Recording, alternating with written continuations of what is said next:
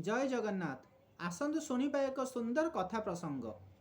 थरे वृंदावन मध्य 16,000 गोपी बाहरिले भगवान कृष्ण को दर्शन करने। भगवान कृष्णଙ୍କର मंद मंद बंशी बाजुची। मधुर मधुर स्वर समस्त गोपांगना माने आज अधीर होई भगवान सांगरे प्रीति जोड़ापी भाव जोड़ापी समस्ते दौड़ी कुंजवन मध्य को। यही समय वृंदावन भितर गोटे गोपी थिला।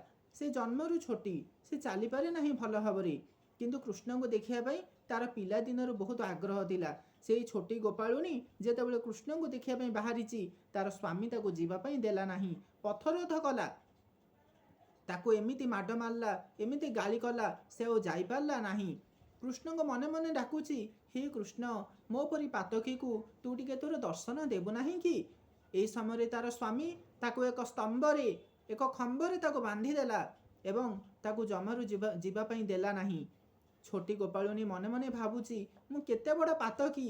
आरे आरे देख देख 16,000 गोपांगना माने कृष्ण को दर्शन करी केते आनंद रे विभोर होई वर्तमान प्रत्यावर्तन करुछंती, किंतु मु एते हतभागिनी, मु कृष्ण को देखि पारिली नहीं, दर्शन करि पारली नहीं। तांकर महारासरु मु वंचित होइगली। एमिति मने मने विचार करी से स्तंभ को से आलिंगन कला, ता हृदय पद्मरे कृष्ण को दर्शन कला। जो स्तंभरे से बांधी होइथिला से स्तंभरे निजर मुंड बाड़े देला, रक्ताक्त होई सेठी निजर प्राण त्याग करदेला। एक कथा अंतर्जामी भगवान कृष्ण जानी पारिले।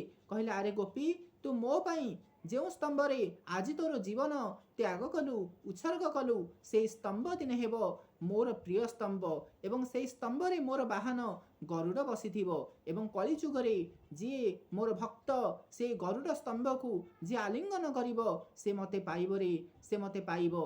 तेणु आमे समस्ते श्रीमंदिर मध्यरे प्रथमे गरुड़ स्तंभ को आलिंगन करिबा उचित। यह होउछि गरुड़ स्तंभर महात्म्य। जय जगन्नाथ, जय जगन्नाथ, जय जय जगन्नाथ।